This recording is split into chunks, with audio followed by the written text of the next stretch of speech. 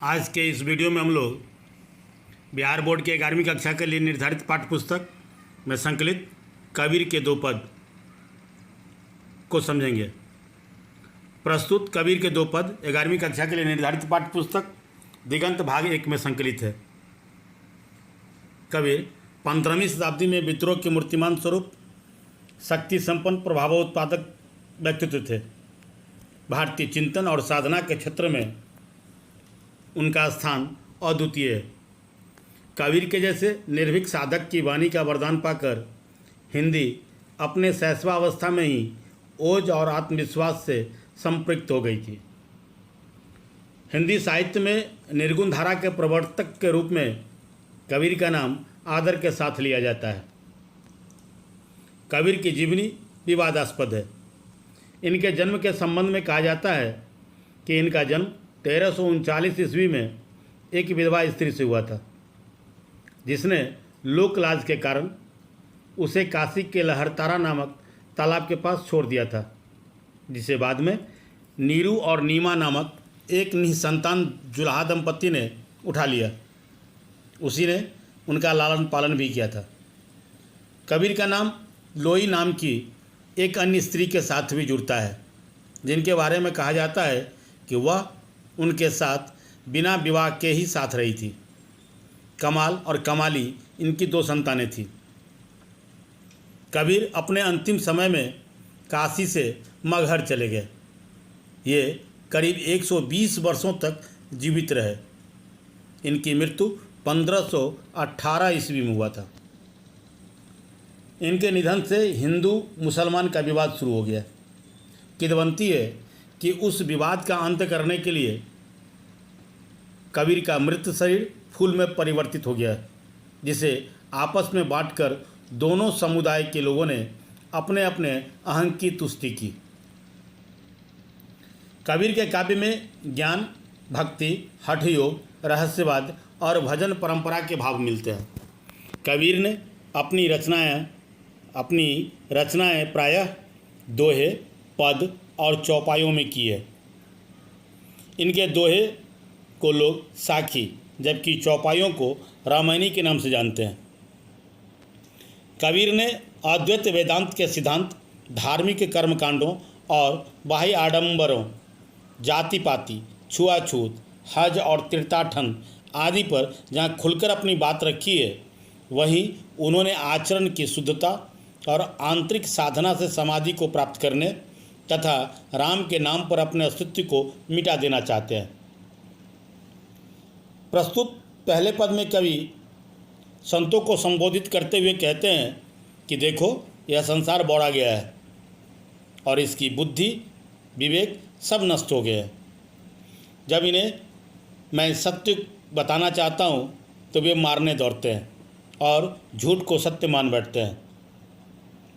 धार्मिक नियमों का कठोरता से पालन करने वाले अनेक ऐसे लोगों को मैंने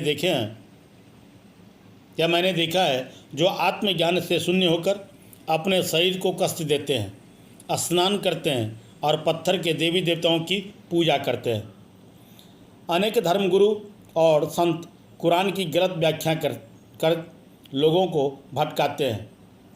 उन्हें इस बात का घमंड हो गया है कि वे धर्मगुरु और संत हैं, जिनके साथ साथ पत्थर को पूजने और तीर्थाटन करने वालों को भी अहंकार ने घेर लिया है। धार्मिक होने का दंभ भरने के लिए तथाकथित संत टोपी, माला, तिलक आदि धारण करते हुए वे अपने वास्तविक स्थिति को भूल जाते हैं। वे दूसरे महान संतों के रचित साखी शब्दों को गाते फिरते हैं। इस संसार के लोग अपने को हिंदू और मुसलमानों में बांट रखा है। एक को राम तो दूसरे को रहमान प्यारा है। दोनों छोटी छोटी बातों पर एक दूसरे से लड़ते झगड़ते हैं। फिर ऐसे लोग ही अहंकार के वश में घर घर धर्म आचरण के उपदेश देते फिरते हैं। कबीर इन स्थितियों को देखकर मर्माहत हैं। उन्हें धार्मिक गुरु और शिष्य सभी माया के वश में दिखाई देते हैं। माया और अहंकार के वशीभूत सभी लोगों को अपने अंत के समय पछताना होगा। सभी धर्म के मूल मर्म को भूल चुके हैं। जिन्हें कबीर कहते हैं कि वे कई बार उन्हें बता चुके हैं कि ईश्वर को बाह्य आडंबर से नहीं बल्कि अपने सहज जीवन यापन की पद्धति से प्राप्त किया जा सकता है, क्योंकि ईश्वर अत्यंत सहज और सरल है। इस पद में कबीर अपने समय के सांप्रदायिक तनाव के कारणों का वर्णन किया है। इस पद में शांतरस का उदाहरण मिलता है, साथ ही इसमें अनुप्रास और विप्सा अलंकार का प्रयोग हुआ है। प्रस्तुत अपने दूसरे पद में कबीर कहते हैं कि उनकी आत्मा विरह की चरम स्थिति पर पहुंच चुकी है, जहां उनकी आत्मा कहती है, हे बलिया, मैं अब कब तुझे देखूंगी। तुम्हारे प्रेम में दिन रात तुम्हें ही देखने की आतुरता बनी रहती है। मेरी आंखें हमेशा तुमको ही देखना चाहती है। यह रात के समय में भी हार नहीं मानती, अर्थात तुम्हारी प्रतीक्षा में हमेशा खुली रहती है। ऐसे में तुम समझ सकते हो कि तुम्हारे विरह की आग में मेरा यह शरीर किस तरह जलता होगा। तुम मेरी बातों को सुनो, बहरे मत बनो।